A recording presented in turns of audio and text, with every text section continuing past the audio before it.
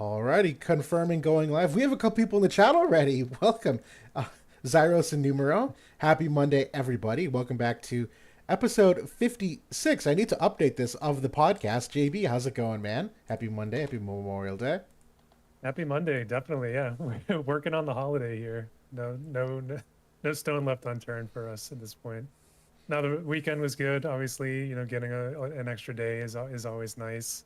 Got to catch up on some things around the house. Enjoyed the nice weather, and yeah. How about you? How was your weekend?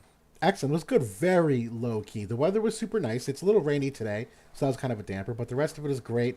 Honestly, got some chores done that I've wanted to do. It's kind of nice to get the monkey off the back in terms of getting your chores done, if you know what I mean. And other than that, just a lot of gaming. I've been doing a fair amount of Genshin. I was dabbling in Wuthering Waves and a couple others. That one, those might have seen. I did a little live stream. I know you popped in for it. The I game's did, okay. yeah. It's okay. It's fun. I enjoy it for what it is.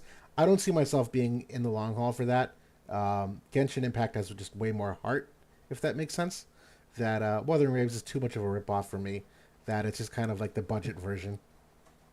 Yeah, I just wanted to see what the hoopla was about, and yeah, it doesn't look like a game that I'll be picking up, but definitely looks nice, and maybe some people enjoy it. But I've got such a backlog of PlayStation games and Steam games and other things that I need to get to that I really don't have time to pick up some kind of time sink like that at the moment. Same. Yeah, I'm still going through Ayuden Chronicles, and I still have Unicorn Overload on my backlog, and it's just one of those things because I play Genshin so actively. Because the game it's a ripoff. It's literally like the same assets in many cases. Because it's so similar, it feels like I'm playing the same game twice. So it's just kind of like I'm not grinding the same character level materials twice. Like I'm just not doing that. And so pick and choose. I'll pick the one that my heart has. I hear you. But Yeah, the I was able to get out to Treehouse Brewery out in Charlton, Mass. I'm not sure if you've ever been out there, but it's super nice. Not too far from you actually. I've heard Maybe amazing about things. 20 minutes away, maybe or so. Hmm. But yeah, super nice brewery. You can go and like kind of hang out. They have a really nice patio, and obviously the food and drinks are incredible. So Well, maybe we'll have to make that our first meetup spot. That sounds like a hey, we I'm still down. keep saying we have the weather now. No reason not to. A Woo Sox game or meet up at Treehouse. We'll figure something out. Let's do it. Yeah, but we do have a relatively light lineup tonight, guys. We don't have the news yet for the next week, but we have a rough approximation. Obviously, we know that Sephiroth is really the big thing dropping. That we will talk a fair bit about today. We are getting some upgrades to Lucio, the old version of Lucio, a new accessory. We'll talk a little bit about limited guild war and just what we saw for teams and just high level what we think about the game mode and whatnot. Then we do have two Q&As, and one of them is an excellent question about some predictions we have about the future of job-based vision cards, and then for some potential mainline Final Fantasy collaborations where we're predicting maybe some characters where they end up in that job class. So that's kind of a fun second wrinkle to it. And then the last part is talking about I had recently done a video kind of re-examining my grades over the last year, and one of the things that I brought up was Volk, who I also did a video on with him and Kadaj, that we misunderstood Volk's utility of sealing Dispel. And one of the comments we had was about our verdict and analysis on Volk, so we'll revisit that as well. So, we'll kick things off here with the man of the hour. Sephiroth, brand new fire, 100 cost unit coming in. Everyone's very excited for him. Are you as excited as everyone else? More or less? What are you thinking? I'm not super excited about it because he was such like a huge meta unit for us in 2023. He survived, from third anniversary up until pretty much Alaya kind of, he was being used pretty heavily up until that point. So it really hasn't been all that long since he's been, on PvP teams. But at the same time, he is an incredible unit. So he's got some interesting skills, and he's going to be used widely again by a substantial part of the player base. So there's really no avoiding it. He's inevitable, as he always is.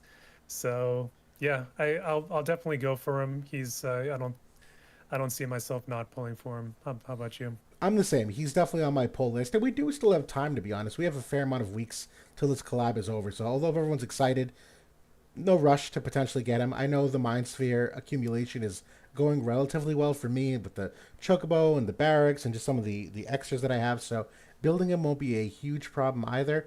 I know what you mean though. We just had Sephiroth. It's kind of like when they brought Winter Wrath into the fold, where it's like we've already had a Wrath for 6 months. Like it's not a huge surprise or draw to use a unit you've already been using. That is kind of the fun about some of these other units is that you get to throw other ones into the fold and at the end of the day, although we like to play meta, we like to play units that we have an affinity for. And although Sephiroth's a very cool villain, and I do actually like him as a villain, more and more as time goes on, to be honest, I think Square is doing a good job with him, particularly in the remakes. But like, I'm ready to use a different character in this game. Personally, he's just never like I like him. I'm kind of in that same boat as you. I've always liked him. I think he's cool. He looks cool. I like Seven a lot, and I actually have grown to like him more with the remakes that have come out. But I've just never been personally been like, oh my God, I love Sephiroth. I gotta have him. Even that first version, a lot of people went to town and picked him as like their first reincarnation. I never pumped any I scrolls didn't into either. him, to be honest. Same. Um, and I decided to go for Yuffie, kind of go against the grain. And I kind of did the same thing this time around. I kind of went for Cloud, which, I mean, I'm sure a lot of other people will too, but I'm not sure if I'm going to build up Sephiroth with scrolls this time around either. Yeah, same. It's really just going to be what the future brings as well in terms of picking and choosing our investment. Um, you know, I have certain feelings about the curse that I do think the curse that Chris just mentioned in the chat is a very good status effect, and I do think it's not the way I would have approached it personally in terms of adding in some counterplay to the game. I've been saying this for a long time that I feel like, we have like removal of certain things like remove protect, remove re-raise. I feel like remove heal back should have been something they've introduced before curse. That I think curse is going to be devastating to many teams because so many characters are reliant on the heal back. A lot of characters are reliant on the self absorb, but to me, those are two different avenues of self sustain. One of them is just kind of like automatic for free, and the other one is more upon like the damage value you do and like your penetrations. And it's not as reliable as like a gimme for effective HP. So I think Curse, regardless, is going to be very strong, regardless of the re-raise component of it. But he's got so much to like. Well, I guess we'll start diving into the parts of his kit. And someone pointed out, Wood of Stats is unfortunately down at the moment. And so, What of Calc? Wood of Calc, I always make that mistake. Always make that mistake. Thank you so much. But I will share it nonetheless. And let me. Yeah, we're kind of handcuffed at the moment. No news. What of Calc is down. So Right? this is going to be like a bootleg podcast going on here tonight. It's true. But I at least got the head start on doing the character review. So I had some of the screenshots already ready. And yeah, I mean, there's a couple things that are certainly noteworthy. I know this large diamond AoE is a gangbuster ability where not only is it a courage remove, which pairs well with the re-raise remove on the limit break, but this is also the dispel of the AoE wide res that we've seen the big uptick in. It's not just him that has this. We have seen Cloud bring this too, but on a diamond like this with the defense pen with the damage absorb, it's basically the kind of thing that there's really no way to mitigate that damage other than barriers, which Sephiroth does not have a barrier break, so that is still a way to go ahead and do it. But he still has the AoE crush on here. He's got 40 AoE res pen on his passive here. That there's just so many penetrations. It's the kind of unit that's just going to be just like raw damage in your face with not a lot of way to stop it. Yeah, get great attack value. He's got access to multiple attack up passives. He's got the soldier sub job again, so he can pull in that huge, self-sacrifice 60% attack.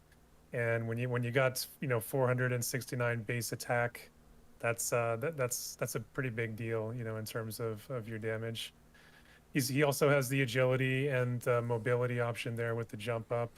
He does get the float with that as well, which is pretty interesting. So, I mean, that does, affect a few skills in the game. Perrine's Vortex Kick, I think, is probably the most relevant one at the moment that gets knocked out by that. I didn't think of So, that. yeah. Yeah. I mean, so it seems like they kind of have that for some of the monk skills, and that's kind of been the most recent example. same thing that kind of happened with Soul with his float ability. You're He right. could kind of do that same thing. So yeah, very solid character. He's got good penetrations. The AoE res penetration baked into the passive. That's first time we've seen that. You know, Cloud got it on his skill, and then he got it on his sword. Sephiroth is getting that 40 on the passive. So Amazing. if a vision card comes out later, if espers come out later, you know, equipment, etc., he can kind of build upon that, which is pretty nice, and seems like that's kind of going to be the new status quo here as we move forward. Absolutely. And just to talk more about the limit break here with the curse effect, Chris asked the question. It's a good one. That isn't curse effectively, I think you're supposed to say nullified. I think it's what you're trying to say, or neutered, because of uh, mastery abilities with healing up plus the trust stone ability. So the thing with the healing power up, as far as I understand this just completely kills any healing. You're just not allowed to heal Yeah. at all. So the healing power, it has no bearing on the status effect. But the trust stone ability certainly is an angle. Right now, we said this last week. The curse status effect is in trust stones on the game to be on trust stones in the game to be rolled on. So start rolling if you haven't already. That you can get to 25 curse res. And yes, you know what? There is some counterplay that you can reduce the percentage of this for a 50 faith unit pretty materially. That it's not a guarantee. It's a game changer if it hits, but there are certainly chances. And unfortunately, I don't remember the percentages off the top of my head. You're much better at that. But do you recall what some of the percents are? Can we calc that live here? Yeah, so I mean, if he's at 50 faith and you're at 50 faith, that's going to be about 42%. With the If you trust have a stone. 25% Yep. trust stone. If he goes up to 70 faith, then you know that's going to be what, another 10% ish, right? Yes. Yes. Somewhere in that ballpark. But Yep. and then if he goes up to 97, it's 147 times 42%. Yep. Let's calc it out. Yeah. I have a calculator here. 61%. Thank you. Right. So there's some RNG that you can do to turn the tides in your favor. But still, it's still at the end of the day a elemental and peril of 20%, and I think it still prevents re-raise regardless. I'm sorry, no, it doesn't. That's dependent upon the curse effect. I'm sorry. Yeah. So if the curse lands on you, it's funny. Like the re-raise animation actually still happens in the game, but then you just die again when it goes off. It's awesome. When you are cursed, you can't be healed externally either. Like if you have a support and they try to heal you, it's going to show up as a 0 healing. Heal backs, like you mentioned, absorb attacks, they're going to be zeroed out. So it's a hugely powerful status effect for, you know, the meta that they've built up over the last 6 months, where all of the top characters are healing themselves, sustaining themselves with all of these various abilities, and this just has the potential to completely shut down a full team that's doing that if he manages to land it on everyone. So it's you know, just like the original Sephiroth, the limit burst was unbelievable at its time. I think this one is right up there, you know, beside it. Yeah, It has the potential to be just as good. agreed. And it's a 67% chance to proc. I think Chris is asking about the percentage. And then Yes. Eric had a question here. It is pertinent. Should someone go for Sephiroth or should someone go for Gilgamesh? I'll be honest, me personally, I'm going for Gilgamesh if I have to pick between the two. I know that's crazy, but my justification, I think, is twofold. Number one, I think Gilgamesh in the Sword Red Mage group has way more vision card support. Katana has a lot, but I like the Red Mage ones just a little bit better because Katana is very magic heavy in some senses, whereas Sword Red Mage is very versatile. I like a lot of the units better in Sword Red Mage and what they have for overlaps, and it depends on what you have for Sword Red Mage units. I'm talking from the perspective of having someone like Summer Glaciella. If you don't have that unit, Sword Red Mage means a lot less to you. But I do know that Ice in the game, you know, you have A2. I think the permanent pull units are better than some of the other elements. I think the vision card support is exceptional for Ice. I can't say the same about Fire. Fire vision card support is very bad. The Fire permanent pull units are quickly power crept and very fading very fast. That Sephiroth is a great whale play, but I think if I really had to pick between the two, the fact that Gilgamesh is also a permanent pool, meaning you can grind his shards for longer, you can use them on pull tickets. Like I feel like it's a way better investment. And that might sound crazy, but I think that's where I fall on that. I can see that. I mean, to whoever asked that in the chat, I mean, if you were somebody that pulled Dario, that pulled Oberon, and you've kind of been building up this Katana group all along, then you probably should go for Sephiroth, and then maybe you off banner Gilgamesh sometime in the future, or get him on a future select ticket, in a couple months when they drop him for 2K, and everybody that ponied up 12K is pissed about it. Um, so I mean, yeah, I mean, kind of look at your account. If you have the red mages, if you're building up that cold triangle, Gilgamesh, could make more sense, and for all the reasons that you said. Yeah. Yep. And I same thing for the reasons you said. It is a more of a whale play, like I said, because not everyone went for Dario, and not everyone has Fire Oberyn or some of those vision cards, and there's just a lot less. There's a lot more limitations on what Katana can do compared to Red Mage. So that's kind of like my Kadaj. yeah. Bleh. Sorry, we keep me, and that's going to be a fun meme. We'll actually have a Kadaj video. I did it. That's part of my Volk team that we're just going to show for fun. That I had some fun theory crafting with over the past few days, but yeah, I mean, I don't. Oh, go ahead. I was just going to say the other thing about Katana is the only tank in the group is Dario, who is much more magic centric, and they have been leaning on other groups for their physical tanking, so to say, like a Volke, like a Summer Glaciella. So that can be another consideration, at least for now, while we're kind of still in this heavy physical meta, and there's still a lot of ice in play, and Dario's not as appealing to use. Do you have Volke? Do you have Summer Glaciella? Because you're gonna want to potentially have them in there to support Sephiroth as well. Yep. Can I ask a question? Because this is pertinent to Sephiroth. Numero just brought this up, and I think KT7 did too when he was first released. Sephiroth's TMR is absolutely huge. I will miss it. I'll be honest. I don't. I don't see it. So Sephiroth's TMR, it's haste and 30% accuracy. And the way I approach this is number one, the stats here are nothing crazy. If there was agility on this, I'd immediately go yes. But none of these stats on the TMR are anything that I think are anything crazy. Number two, as a haste TMR, we really already do have 5, 6 haste TMRs. There's enough there that I don't think this is special per se. So it really comes down to me the 30% accuracy. And I'll be honest, I don't think any of these new units are hurting for accuracy. Maybe some of the older units, if they want the extra accuracy, they can't get it themselves. And maybe that's the kind of thing you don't want to use, accuracy or aim trust stones. Maybe you compensate with this. But then it brings you back to the old, like, dispel conversation. It's like, well, you get accuracy, but, like, TMRs take up super valuable buff spots. That is this worth giving up a buff on a newer unit? Again, maybe for an older unit, it's the case. But if you're using older units, I don't think this TMR is going to save that older unit in any kind of competition. So I don't see it, and I feel like I've heard a couple people say that before. I've heard people talking about it also.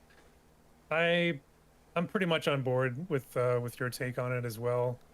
The only sort of pushback I would say is this does have the 4-turn duration, which I think is kind of a a point of separation from like the older TMR haste items that we've had.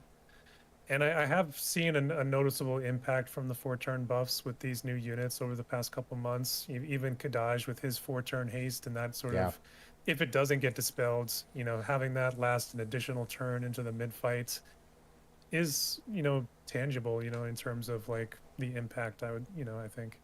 That's a good pushback. I will give you that because I do agree. Using Kadaj, the haste uptime for longer, but his is on his first buff. I feel like this TMR would be used second or third, and so it is more likely to not get the full 4 turns or not even get used at all, quite frankly, depending on the spacing. So yeah, worth noting because I have seen more and more talk about it. But even Chris talked about new Cloud could use it.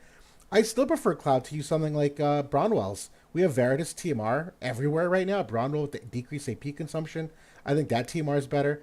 I think you can even make a case sometimes for the Varus TMR, which is HP up, and Cloud is like the best effective HP in the game. That if you want him to last a little bit longer with no kind of healing, you get that extra HP to start. It's going to take him that much longer. Like I feel like there's other haste alternatives that I don't know if Cloud's accuracy. Cloud's got the guaranteed hit. I don't see this like adding something to Cloud that he doesn't already have.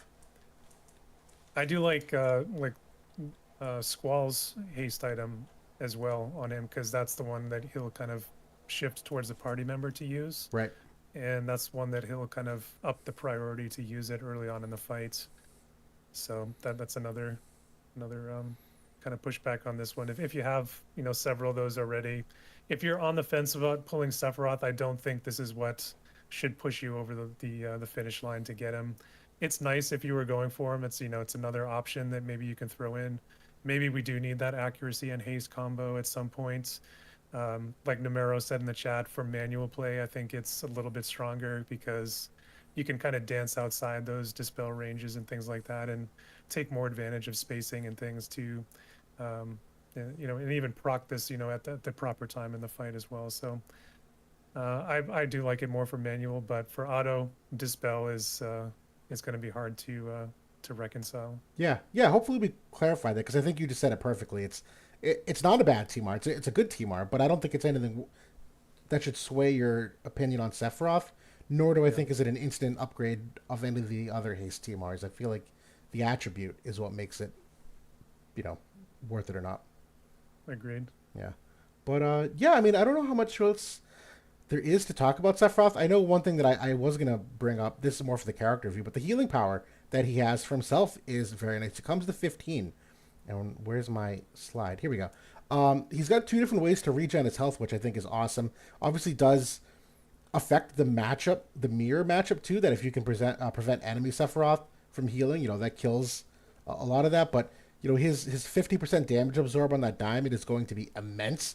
We've seen that with Joom at the moment, where she can absorb some of the damage she does, and because her penetrations are just so high, Sephiroth's going to be very similar in how much that he can actually regenerate, and it's going to be anywhere from 65% of the damage to 85%. And then his low AP ability, it's going to be anywhere from absorbing 30% extra of the damage to 70% extra of the damage. So there's so many ways that he can self-sustain. I think this is really, really smart how they did this for him. And, I'm sorry, and a sub-job. He's got a 40% heal back that it'll go anywhere from 52% to 68% of his total health. That's insane. Of course, I'm sure there's going to be a lot of Sephiroth mirror matches out there. So right, he doesn't have the curse resistance innately. So he can his self-sustain can also be shut down. One just kind of going back to the TMR again. Chris Metz brought up another good point in the chat. S tier TMR for new players, absolutely. A lot of those haste items, like the 5 or 6 or whatever they're in the game now, the vast majority of them are limited on units that aren't coming back anytime soon. The only one that I think is not limited is Bronwell's. I think that's accurate. Which we mentioned. So, yeah, if you're a new player, if you're coming in for this, or if you're returning for this collaboration, you missed out on Bradley, you missed out on Ferris, you missed out on Squall, etc. Then in that case, yeah, maybe this does push you over the finish line to grab this one. I'll give you that. 100% agreed. So, good stuff. Well, yeah, I think that's Sephiroth in a nutshell. A lot of good things to expect. He's going to be a great rainbow unit. He's going to fit into a lot of different teams because he's going to contribute no matter what team you put him in. He's very, I don't know, I want to say like self-contained because he can heal himself and he can dispel the AoE wide for the damage he wants to do. And his agility is so strong. He doesn't really lack anything internally that you really can plop him in a team and he's still going to operate near his relative ceiling. On a couple final points for me on Sephiroth, and piggybacking on what you said earlier about the wide resistance dispel, he can dispel both physical and magical, which we have seen that on Joom, but hers is only on that limit burst. He's the only one so far that has both on a repeatable skill, and it's on a huge diamond AoE, so it's a good chance he's going to hit multiple units with that. And that's just in addition to all the other great things that skill does. It's absolutely busted.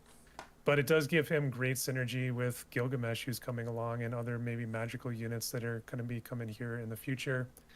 So I do like that as future potential for him as kind of a setup unit for enabling some future magic units. This is where I wish wotv calc was working because Gilgamesh, he on his diamond, does Gilgamesh have a remove AoE res wide of magic, or is it reduce magical damage? Reduce magical damage. Okay, thank you. So it's a different. So I think it's what Cloud has. I think at the moment. Isn't Cloud of magical damage reduction? Or is it just physical? Physical. Yeah. Okay. So yeah, that's what I call like Shell 2.0 or Protect 2.0, that flat physical and magical reduction. Um, but yeah, Gilgamesh he removes Shell, he removes the magical reduction, and he has the AoE crush on his diamond, I believe. Yep. But he can't get rid of the wide guard, which is where Sephiroth I think has nice synergy with him. I like it. Another nice thing that I want to bring up about Sephiroth before we move on, the debuff weakening potential is really, really high, where he's got the 15 innate from his mastery, he's got the 30% on his buff, and Katana has access to multiple debuff weakening cards, including the Glaciella card, or the beach side showdown card, which is a main slot that you can throw in for an extra 25. So he can potentially get anywhere from 50 to 80% debuff weakening, including his buff, which is going to be massive for all those imperils, any kind of debuff that's getting thrown out, and that's just feather in his cap for his survivability. So I really liked that about him too. I completely agree. Debuff effect weakening continues to be one that we know how important it is. It's so hard to quantify because it affects so many things. I think the imperil angle is the easiest one though, where you talk about, well, do you want 7% extra lightning res, or do you want to reduce the imperil by 15% potency? Well, the 15% potency is gonna is effectively saving you more damage than the element res, which it's the same thing for healing power down. It nerfs how much healing power down he gets. It nerfs agility percent down. So people that like, the Lunasis Ketone with the agility percent down, it's less for him. Same thing for attack breaks. You don't break his attack as much. Like there's so many things that it touches that ends up still having really good effects. Yeah. So this is a character that's going to stick around in the meta for a while. He's got a long-lasting, useful kit. I think he's on par, or maybe even better in some ways than the Mons and Jooms that have come out. He's right there, on that same plane as far as I'm concerned. I would agree. I think there's it's going to feel a little easier to have some counterplay with him because we're getting more and more units that are around his level. That when Joom came out, there really was nothing to play with her or to contend with her. And kind of the same thing for Ashen King Mon. He's kind of the second unit, but now that we also have Cloud, and now that we have Sephiroth, now that we have Gilgamesh, and a few in the future, I think it's going to feel a little easier to contend with some of these units than it did for the past like month and a half, where there really wasn't any way to keep up with it. There's certainly some flaws that I think people can expose. I've mentioned that his limit break is a range 6, whereas main job ability is a range 5. So there is some potential you don't land the limit break on the target you want. There's some potential that you bait him instead of letting him get that second buff that we were talking about. There's, I think, the healing aspect too. Like obviously the debuff weakening is one thing, but if you can reduce the damage that he does, you reduce the self healing. We've talked about the lack of barrier break innately. So there's some like things that like I could see the game evolving around him, but I think he's a very strong play no matter what. 100% agreed. Yeah. But we'll keep moving on to some of the other news that we are anticipating. We don't have a ton of data to show because wotv calc is down, but we do have the original Lucio getting a limit break upgrade. Unfortunately, don't recall off the top of our head what that is, but he's also getting the Starlight Sword, which many of us still use for the new version of Lucio. That's the one with the all element res. And I believe, JB, you said that's getting an extra 5% all element res. So I think is it 15 right now? It's going to 20? Am I remembering that right? It's 10 now, going to 15. Thank you. Perfect. So still a great upgrade for that. And we are getting a Crystal Core accessory, which is kind of like a Warrior of the Crystal accessory. They hand these out kind of like the Fairy Flask. I think there's only 4 units on this, if I recall. I think it's Volke and a couple others that it's kind of your stand. Oh, good. You know more about it. Yeah, it's just the Ashen Warriors. Thank you. They get like the special effects, and then I think there's one effect that anybody can use. So I remember seeing it and thinking it was fine. I don't know if it's best in slot per se, but I think it's a serviceable accessory, to say the least. Yeah, it's okay. The effect is 10% human resistance when they're above 70% HP. So it's got that conditional, where a lot of those Ashen units, they do have sort of heal backs and self-sustain that maybe they can take a little bit more advantage of that than your normal units. But I agree. I don't think it's necessarily a best in slot, maybe a situational thing. It does have, I think, maybe some acquired AP or some flat AP or something like that on it. I don't recall exactly, but yeah, I'll grind it out and I'll make one, but I don't think I'll be putting it in my builds right away. Nope, me neither. Me neither.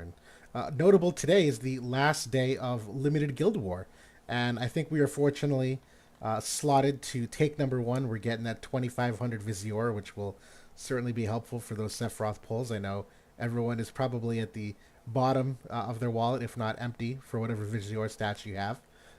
It's been rough. I noticed when I was laughing. Poor Orange J was doing his pull video for the Tifa Vision card, and he gave me a shout out in that video. You know, Will said it's a must pull, so I got to do it.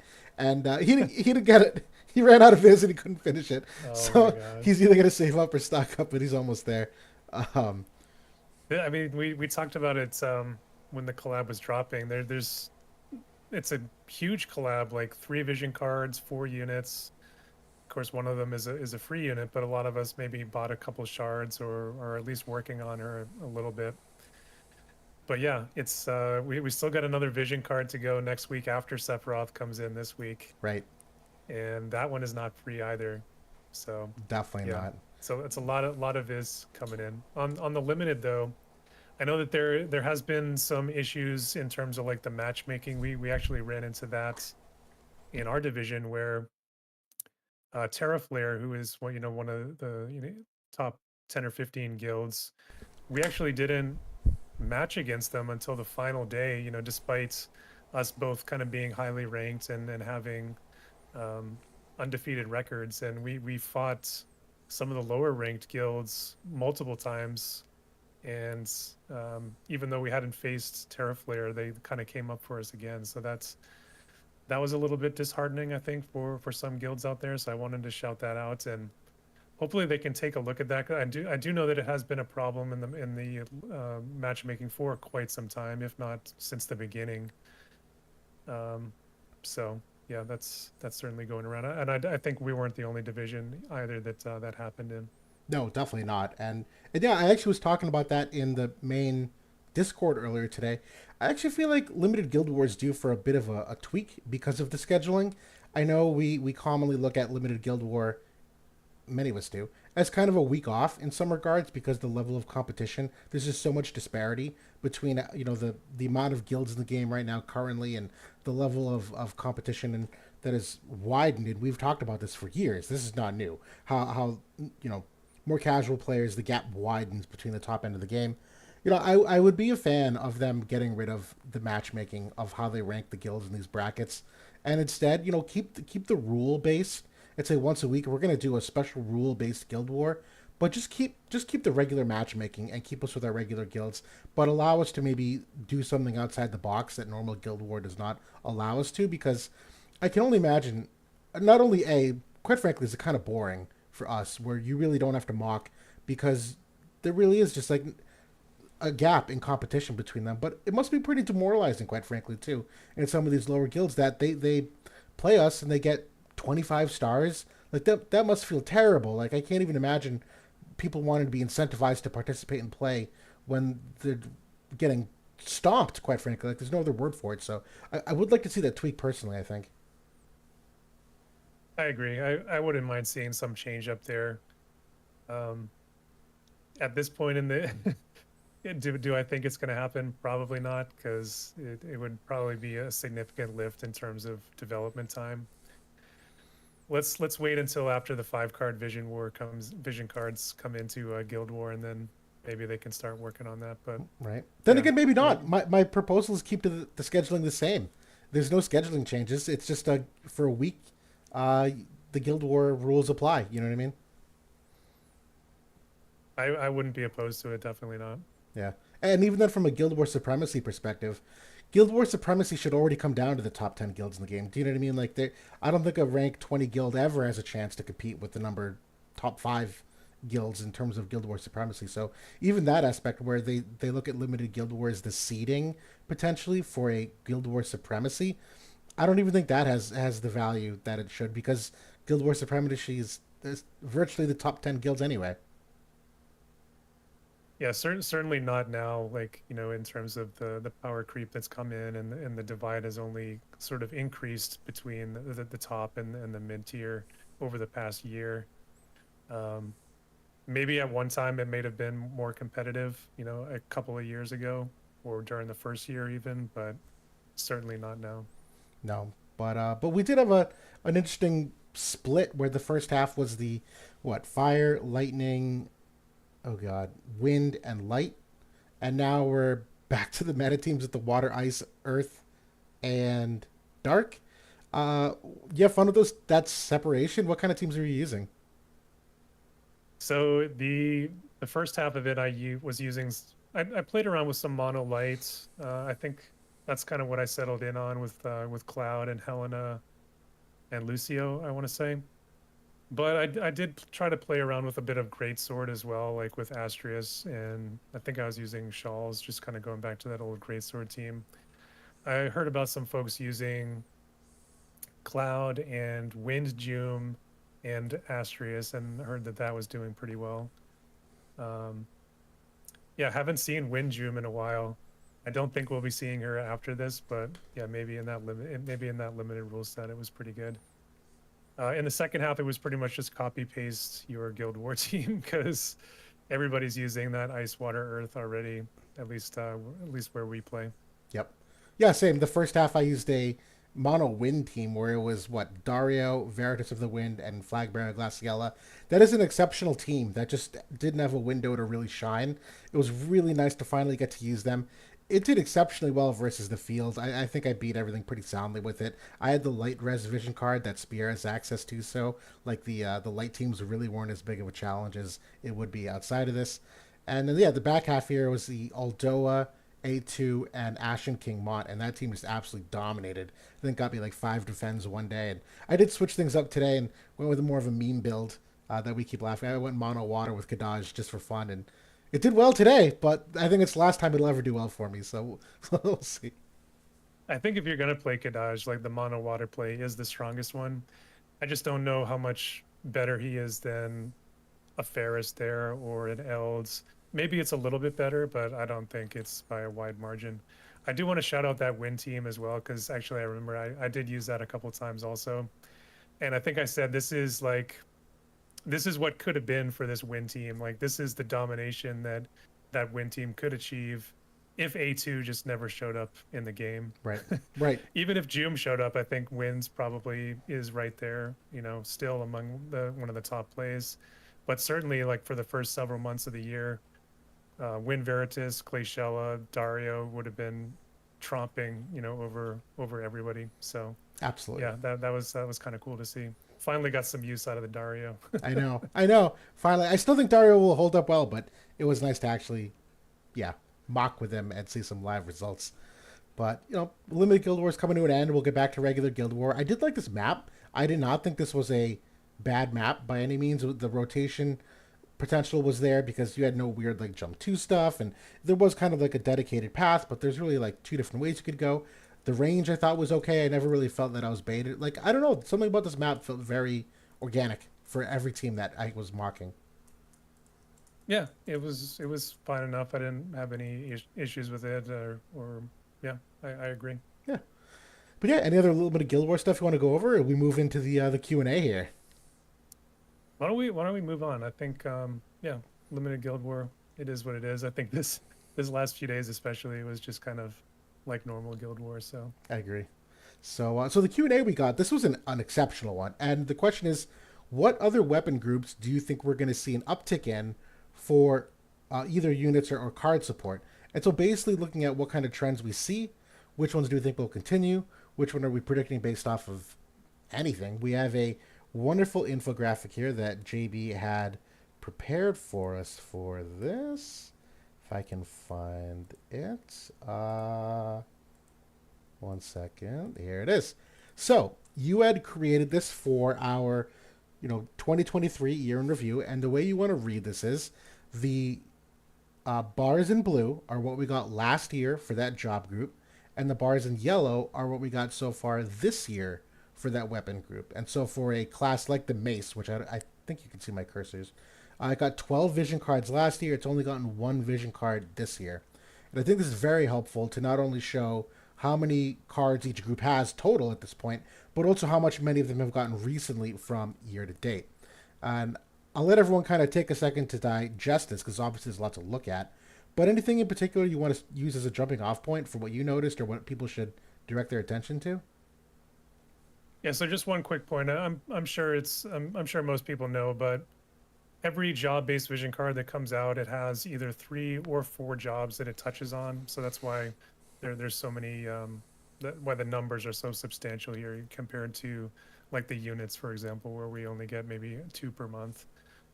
But yeah, they were so the looking back at last year for 2023, the big dogs were Mace, was 12, Red Mage 14, Glove was up there at 11, and Devout was at 10. And when you think back to some of the metas that happened last year, a lot of those units were some of the big drivers. Mace had Raph in there.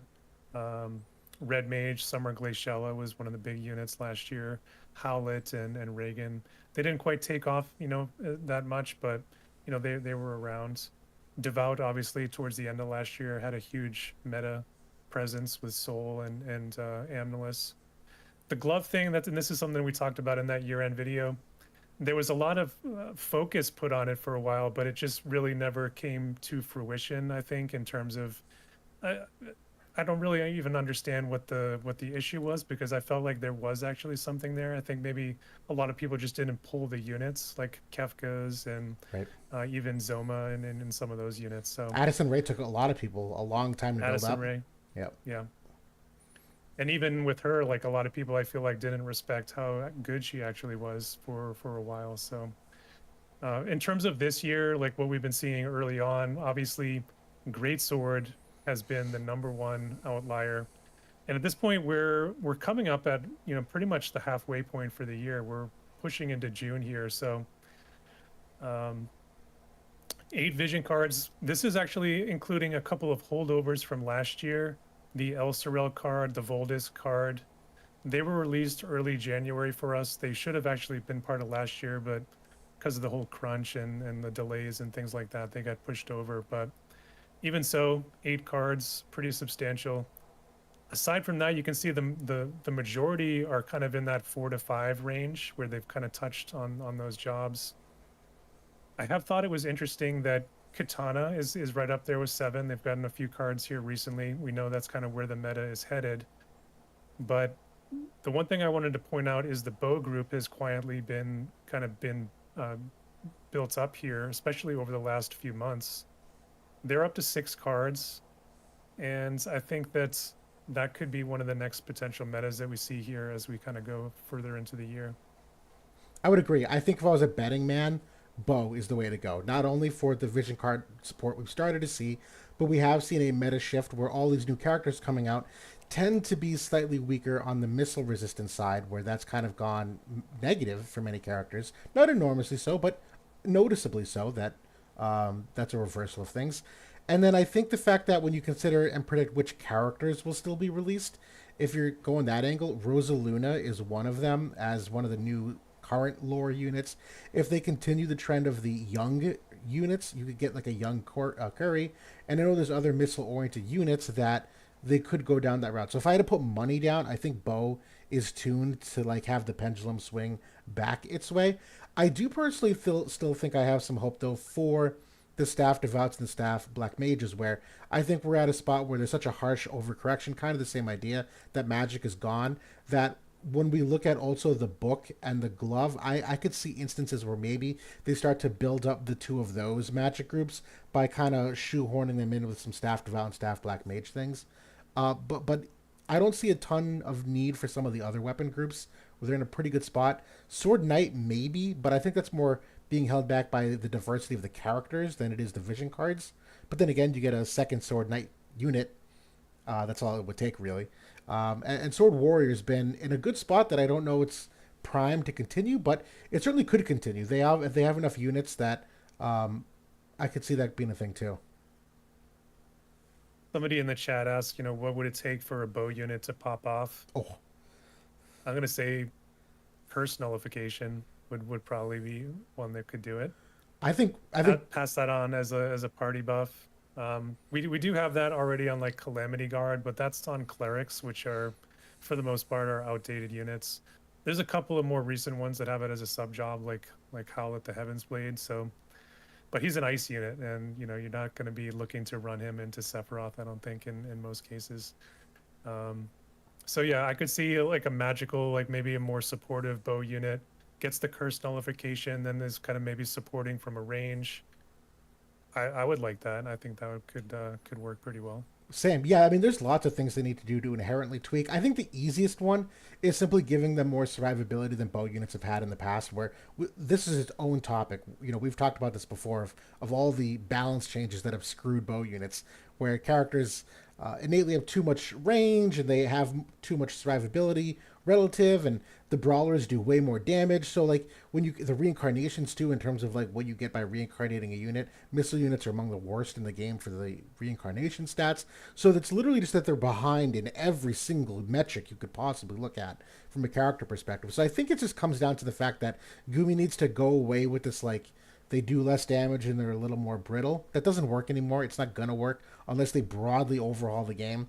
So I would just say give them more of the relevant stats necessary, and just let them shoot and call it a day. I agree. Yeah, I think we've talked about it as ad nauseum. I think that another one of the other ideas that I had thrown out was just increase the dexterity scaling. Like if they want to pump all this dexterity into these range units, they want to pump it into them in their reincarnation. Actually, make it a valuable stat and make it competitive with attack and with luck that are, you know, the preferred statistics in War of the Visions. Much more so over Dex at this point. Yep. And just to Kyung Men Kwan, do we get news tonight? I don't think so. I think it'll be in a couple days because we're on a little bit of a longer week. I think that's what I've heard. Can't say for certain, but I'm pretty sure tonight is not the night. But back to Yeah, so yeah, go ahead. Sephiroth isn't actually going to release until next Monday, actually. So, and then Oh, yeah, it's the third because it's weird. We have like the long weekends. Um, yeah, so Sephiroth is not actually releasing until June 3rd, guys. That they actually already mentioned that in the live they stream. did. So I don't think we're gonna see the official news until Friday or Friday. Saturday. Like Yeah, usually they do it 2 days before it actually drops. So. I'm so glad you said that because we hadn't mentioned that yet, and I even forgot myself. That's very important. Yeah, yeah, we're not gonna have to wake up early on Thursday to pull Sephiroth. No, There's no, not no, gonna be any banners there. no. But yeah, Numero pointed out the where the book users. I completely agree. I feel like some of these classes, and part of the problem you'll get to here is that once a class falls too far behind, what does it take to actually get them to catch up? Because it really is a blend of you need both the units and the vision card support. If they get too far behind right now, it's going to be a very hard sell to get people to pony up for them. That it just it's just not worth it in the short term, and so you just don't pull and then the game becomes kind of stale. Yeah. Yeah, book only has 5 units in it right now. It's like Summer, El Sorel, Luel, Velis, um, Summer, Halloween, Lucia. Lucia. Yeah, like it's not compelling like as its own group. It's kind of like an add-on that you can maybe have it support another job, and that's kind of how they've worked it so far. So I really don't until we get like a run of like 2 or 3 new book units in a row. I don't expect to see any card support at all No, for it. no, and that's why I'm kind of hoping they shoehorn the book and the glove in with the other magic ones because it could just be one of those ones that you don't see now, but down the line you have it. Unfortunately, maybe you didn't pull for it, but that's a different problem. I think the one takeaway, at least that we can kind of put in stone to this point, is that the majority of Final Fantasy units, whether it's a War of the Visions unit or whether it's a collab unit, they're gonna have a sword or a staff. That's just the way of things are. So like if you're penny pinching on the game, like go for sword and staff. Yeah, Go for those jobs. I would The agree. other stuff, you know, they can probably let it go. Absolutely true. I think that's a good assessment.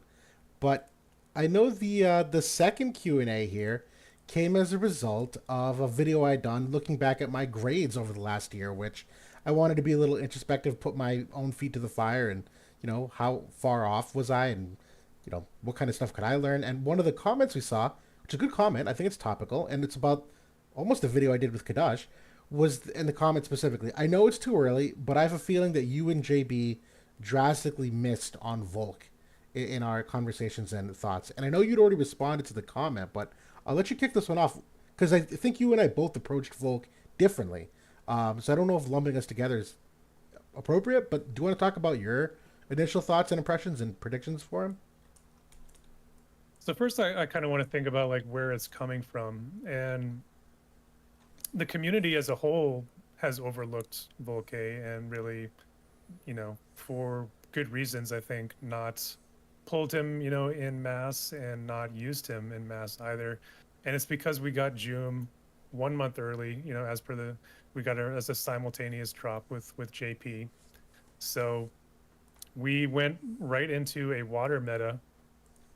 So Volk's time to shine, which he got like a small window over in JP where he kind of went against Oldoa and A2 for a couple weeks, and you know JP was really looking for an answer to that meta when he came in. So he kind of served that role for a couple weeks, and then all of a sudden, okay, here comes Final Fantasy 7 Advent Children, and you know here comes Joom, and then the Greatsword meta kind of goes into full swing. So. Since that point, Volk's, you know, Volke, he's seen some play, but he's really kind of down in the gutter, which you would think that this would be his prime time now that Sephiroth has come into the game and the Pierce and Katana synergy is so strong. You know, Volke does have that dispel, general dispel ceiling, which was kind of the big impetus behind the video. And I think that's probably where some of the hype was like, oh my gosh, there's this new kind of hidden potential in this unit that nobody was really talking about before. And to be honest, I haven't seen anybody talking about that ever. Even in No. JP videos, it looked like it was kind of overlooked. So, yeah, it is a significant capability, but yeah, I don't think that it really changed my opinion all that much about him. No. And you were far more articulate about that you thought he was a good unit. The timing wasn't there, and so it's kind of you could stash and slow build if you had him because that he wasn't a bad unit. And I also don't necessarily think that he's a bad unit, but I am skeptical but that by the time it swings around, the power creep's going to have passed him by. And my feeling on that is really twofold. It's number one, I straight up just think his aura is inferior to what is necessary to compete. It's what 25 unit res and 20 spirit or 40 spirit, 30 spirit. Do you remember? What if calc is down? I can't remember. I want to say it's like 25 spirit or 15 spirit. It's something Right. relatively minor. And at minimum, any magic users at 50 spirit pen. So that 25 is really only 13 spirit.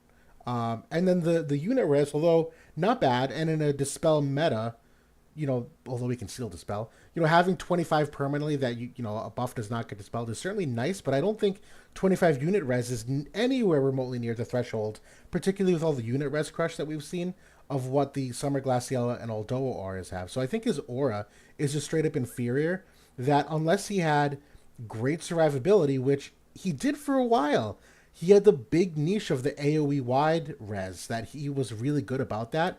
But they almost immediately now introduced ways to dispel AoE wide res. Before on Joom, it was just on the limit break. We're like, okay, that's fine. But now you have units like Cloud and Sephiroth that can just gone. That makes Volke's survivability way less special, where that was a nice niche. And I don't think he has the damage upside that if you're going to have an inferior aura and your survivability can be dispelled like that, I don't think he brings enough punch from a spear unit perspective to be worth the slot in your spear team. So that's kind of my pessimism as time goes on, regardless of even like the water argument, which I think is a good argument. So Numero in chat confirmed it was 25 spirit. Thank you. So the one thing that I actually found out about his aura is that the 25 unit resist does not stack with a 25 with a unit resistance buff, which is bad, which What? yeah. So like That's terrible. I was like, can I stack, Joom's 25 unit resistance buff with this aura? I was just playing around with that and seeing, can I get 50 unit resist here? Doesn't happen. It stays at the 25. So I thought that was another significant, like, you know, problem with his aura where he just has like the basic, stat buffs that they don't stack with, other buffs in the game. And I think that's not how I expected an aura to work, to be honest. But Nope. um, I always thought that when I kind of thinking back to Glaciela's aura with the accuracy bump, I thought that that did stack with, if you used a TMR or whatever. I'll have to go back and try that again because it's looking like auras, if it's like a statistic and that you can get in a buff, it doesn't seem to stack together, at least with his aura anyway. Definitely, we should look at that because that could be a bug, to be fair, and no one reported it. Totally True. possible, but yeah, that's. There's just. It's not that he's a bad unit. It's just very, very niche, and to the point that by the time you're able to use him, niche becomes weak. If you know what I mean, that the period is gone. Yeah, I think you're spot on with that. I did have like some hopes about that wide guard that he has. Like he could get, with the army plate, he could get up to I think to 45 or 60% even, I want to say, which is pretty strong. Yeah, But yeah, that Joom comes in and you're like, okay, like you said, water, that's okay. That's a natural counter. But yeah, now everybody and their brother is getting it, with the Final Fantasy VII collaboration. So right off the bat, he is not looking nearly as good.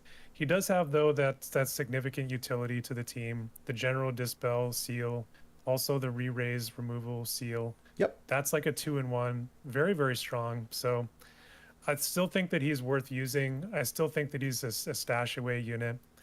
The problem with him, and it has been with all of the 70 cost Ashen Warrior units, is that they are 70 cost. They are sort of more niche and more spot usage type units.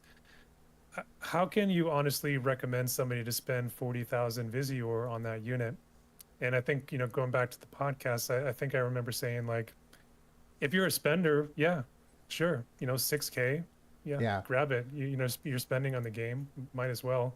40,000 Visior for somebody to sit on your bench or maybe just get spot usage out of, I really I don't think it's a wise investment. Nope, I completely agree. And actually, we have a video here. Sir Undying said Kadaj Sleeper OP. I'm so glad they did because I have a fun video to show you guys. So one of the things that I was having fun theory crafting was the synergy between Volk and Kadaj, where all of my pessimism on Kadaj was focused around the fact that you can dispel a lot of things that he has for buffs.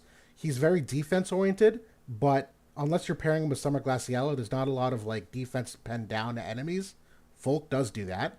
Volk obviously has a great aura to pass on to him in some regard that it's better than nothing. And what was the third thing? Re-raise seal. That Volk can seal re-raise and Kadaj. So it's like right down the middle. Exactly what they would want. And so I in free Match made in heaven. match made in heaven. Free match this week. I'm like, let me see what I can put together for a team. I had a bunch of people step up to try to test with me. I'm going to show the Greatsword team here now versus this Kadaj Volk Theorycraft Pipe Dream. And shout out to Xerxes, who is the leader of Final Boss, the number one guild in the game. And so this is a very good Greatsword team. I'll very briefly just highlight the team that I was using. So the concept here, I was Fire Oberyn. I'll be honest, in a week I would replace him with Sephiroth. But the idea is that he actually has a very strong anti-slash niche.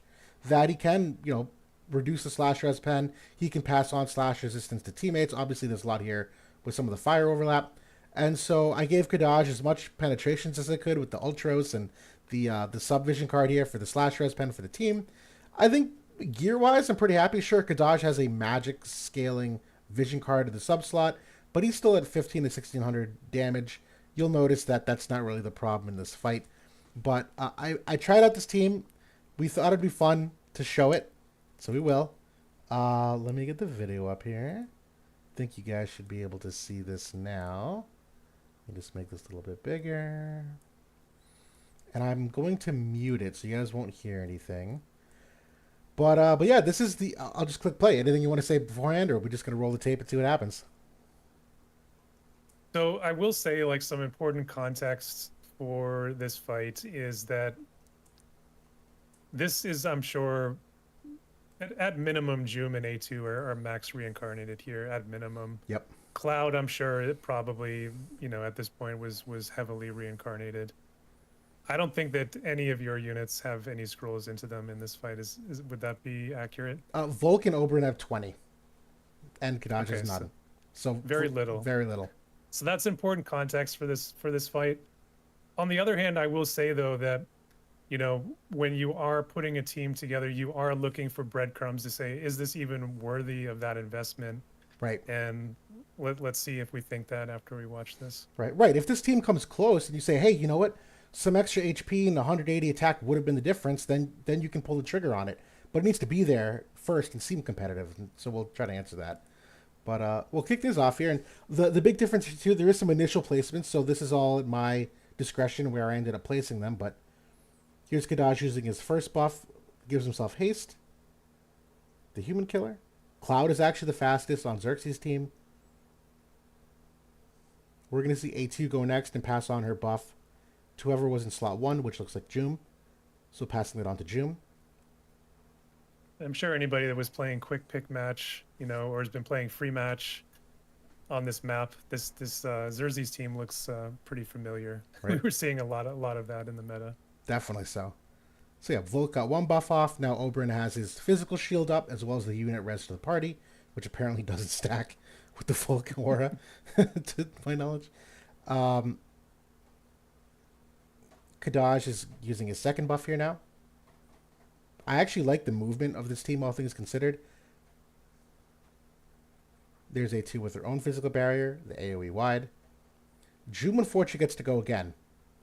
And I think this is a big downside for Volk. I don't believe he gets a second buff off. So you don't get the re-raise seal, the dispel seal, all of those good things. I don't think it would matter, but we'll find out here. So Volk gets baited. Violet Blaze. Alright, 548 damage against the water unit. Oberyn, that's his heal back and his AP restore. Kadaj is going to get a chance to do some damage here now. This is the limit break. So this is going to dispel courage and re-raise, which it does. Dispels courage. Decent enough damage.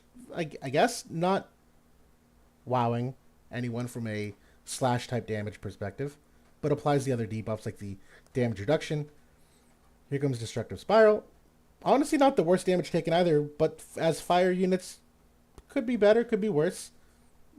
No strong opinion. Does get that AoE crush onto everybody, though. Yeah, the AoE crush is big because Jum's going to come in here now and lay down the law. Ouch. All right, so we got some healing power down on Volk. That kills some of his heal back here. He's going to get to go again. Violet Blaze again. Okay. Defense pen down is cool-ish. Doesn't stop him from one-shotting anybody, apparently. So this right here is kind of one issue with Kadaj. He doesn't really have any way to sustain himself. Like A2 or Jum, if they're coming in here and taking this hit onto everybody, they're healing themselves up on this hit, and that can maybe swing the fight in your favor. Kadaj doesn't have anything like this, and because his damage also isn't nearly as much,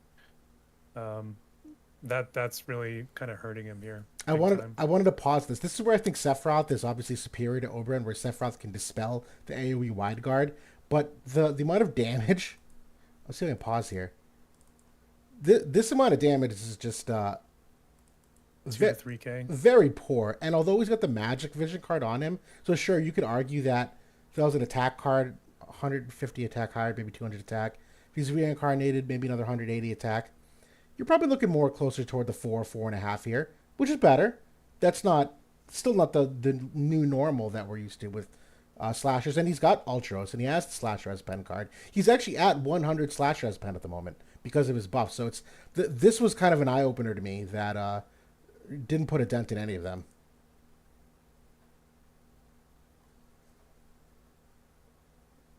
Cloud. Oh no, it's A2. Thinking about it. Rend and mend.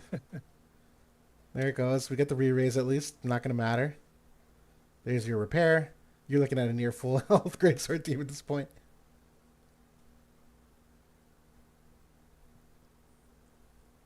And, so, yeah. For me personally, I don't see Oberon coming into the fold here. No. Volke, I can see it. Like you look at him here, unreincarnated, he held up. He wasn't able to get all of the utility off onto the enemies or the damage that you would like to see, but from at least, standing his ground, he was holding up decent enough, I think. Um, I think that Sephiroth stepping in there for Oberon's place changes that fight substantially. Not only from like the damage perspective, but he's hanging around longer. He's getting the curse off, so they can't heal up again potentially. Oh, we got some No, technical we difficulties. don't keep talking. You know what? I don't want to mislead everyone. Let me show my replay earlier of Kadaj. We got time to at least show Okay. that like it's not the because I see people in the comments talking about MonoWater and stuff, and I do want to show that. I don't want to mislead, so I'm just pulling that up Yeah, yeah. for us. So No, 100% the best play for Kadaj right now is MonoWater. This like Pierce Katana hybrid team, it's not fully baked yet because even like in the builds, like you've got the OG Odin card in there as well, which kind of is hurting things.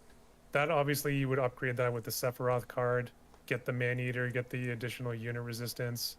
So like Seph and his vision card coming into that party, I think that is when that team can finally come together and maybe potentially do something. But you do need to invest the reincarnations, I think, in it if you are going up against, fully baked Greatsword teams. Even then, I'm not 100% sure it's going to beat it. Maybe it would look a lot better than what we just saw, though. yeah, definitely. So I'm still gonna look at it because, like you said, there's obvious upgrades. Sephiroth, his vision card. Volke did not get his second buff off there. Does that change things? Maybe.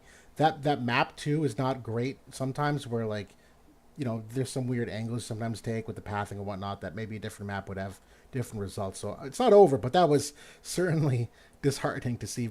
But Yeah. I just saying, I don't want to mislead everyone. I did use the Kadaj team today against Terraflare, who was a relatively competitive guild.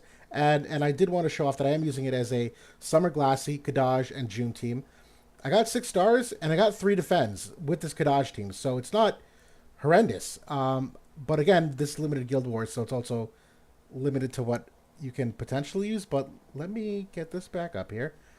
And so yes, this is me just my team's here on the bottom. Obviously, enemies at the top, and I'll just let this roll. So their team technically moves first. I'll be honest, I don't love this team's movement. I don't think it's how I would have done it, but it's still a competitive team. This actually Yeah. too. Three Okay. recent units there. I mean, Oldoa, you've got an Aura tank, you've got a Mont, and you got a Joom over there. So Yeah. at least from a unit perspective, it's using recent units here. Yep. And yeah, so we both use the Veritas TMR. I'm not gonna lie, I'm actually much more receptive to Kadash's double buff here, where I actually find this from a spacing perspective to be very helpful. That he moves one way, he then moves the other, and so that by the time he ends up moving again, he's right in line. If he didn't do that, he would start outpacing your team. So I'm kind of rethinking how damning that double buff is. It maybe isn't as bad as I thought it was because the haste allows him to move again so quickly. So one thing I was playing around with this same team too, and one thing I was doing on Kadaj was giving him the URL TMR, Yes. where he would lead off with his haste buff, then he would use the URL TMR, and then depending on the enemy movement, maybe he would move in, or then you might get the double buff on his third turn. I like Um, it. but yeah, that gave him a little bit more sustain. I think that was helpful. I like it. I've taken that angle with Cloud. I gave him the Alphonse TMR to try to give him some health. It helps sometimes, not always. I think haste is better for Cloud, but it's fine. I just wanted to pause you too. Joom's third buff. I actually have the Viking sub on her, so this will get her to 80 defense pen, which I find very helpful in many of these tank matchups. So Kadaj moving toward Joom now. Pretty good damage there. I mean, as a follow up to what Summer Glassy done first. This is the limit break from Ashen King Mont. Neither of them gets critically hit. Summer Glassy continuing to reduce the enemy defense pen here. Kadaj going again. Unfortunately, his moves toward the tank, where that's where the hate is, and he is in range. The spacing on this dude not great, but he's still in that aura, I think. So it could be worse. That is the Dispel. So she's going to also remove the Dispel of Haste on Ashen King Mont. Really big right there. King Mont. I mean, Kadaj holding up half decent. Still alive. That's a non-reincarnated. He's still on by a thread. You know, the blind could be kind of hit or miss, but he's a very accurate unit with the plus 30%. That, I'll pause here too. That's actually the Hunter sub job. That is one of my things that I do like having on Kadaj is the Hunter sub rather than the main sub. I do like that triple hit ability because there is some missile weakness. But I actually like the Berserk Arrow on that sub job in replacing it with his low AP ability on the main sub job. I like the RNG of the Berserk late in a fight like this. So he triple hits her. Again, 20 AP to Aldoa, not a huge deal, but if that's a different unit, that could be something this late in the fight. That's a shit ton of damage from Jim. Yeah, set up on the chain there from Kadaj. Sure thing. So now everyone's in the Glassy Aura still. I think we're on the last legs of the buff duration, though. Still, that, yeah. There's the limit break. Fortunately, Glassy does not have the hate. I'm sorry, I misspoke. But no re-raise removal, so he comes back up. And dual Calamity.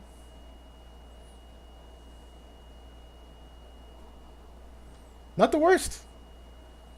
Again, I don't think this is the greatest team that I played from a movement perspective. I feel like that Oldoa being in the back line for that long is an egregiously bad movement thing that her units got out in front of her. So I don't take this as gospel, but they are still three very competitive units. Yeah, it is what it is. Yeah, I mean, I think that we should reassert our position on Kadaj that neither of us, I don't think, consider him to be a bad unit or a poor unit. It's more so that we don't think that his shelf life is going to be worth the investment. And that on top of just getting him into a place that's competitive today does require a significant investment into the Katana group, into those vision cards. Maybe you need to go for Sephiroth as well. Maybe you need to have already invested into this water team, which maybe not everybody has. Some are Glaciella. So I mean, those are the kind of things that some of these units, we're trying to be a little bit more discerning, with the power creep recently, and just kind of the rapid fire that we've been sort of getting these, and trying to be a little bit more responsible, I think, and not try to overhype certain things. Absolutely, and I do have the bar as Joom and Mont, and I still don't think he's anywhere near there. I think he's good because of the power creep alone. And I've said this repeatedly. Anyone that's pulling him and using him today, you're probably getting 3 weeks to a month of pretty decent results. I think he's fine, but Ice Gilgamesh is coming out. We don't know what else is coming as the new normal. There's things missing that we look for that he needs that is just gonna not age well. I'll continue to say it. I think he's gonna be the Resol of this anniversary. It lines up so perfectly of the similarities of what they had. It's a unit that seems good, looks good on paper, power creep wise seems to match. He had an early dream where no one else had a dream at the time, and then you just find out that no, this unit looked good and it never was good. And I think that's it for me. And I mean, I think anybody that's watching those videos, you can see that he's not getting dispelled. So he has his element resist. He has his human resist online. Glaciella was sitting right next to him, so he has the 40% aura, and he's still getting chunked big time. You would think, okay, he has all that survivability, he should be taking very little damage. He was still taking a pretty good chunk of damage. Right. So it's not like he's going to be unkillable with those things. Yeah, so I mean, hopefully we can continue to get better at articulating that and making it known. I think you guys pretty much understand, but we want to be responsible about it. But Chris, maybe I said it wrong. Nothing about his TMR. That his impact on the game will be the same as Resol's. That it has no impact whatsoever. It looks good right now in the present. As time goes on, though, it becomes very much below the bar of what the game is. That's my comparison. Yeah. But I know we're at 1 hour and 15. We'll cut things here. We had a sweet spot of time. It's a relatively light week, but still wanted to cover some of the big stuff. And we have Sephiroth coming out a week from now, so next Monday we'll probably be talking about much of the same similar things. Maybe some more Guild War content because we are having Guild War come back relatively soon. But I think that's it. Anything else you want to bring up before we end? No, I mean next week's going to be interesting because we'll have had the update patch that morning before we go live with the podcast. So we'll be able to give the sort of the live dish on Sephiroth, what happened with our polls, and we'll knock on wood. Hopefully they're not going to be too bad. Definitely so. But we'll end things here for now. Thanks everybody for contributing to the chat. As always, love the comments, the input, the help when we don't have wotv calc up for reference. And we'll at least see you all next Monday.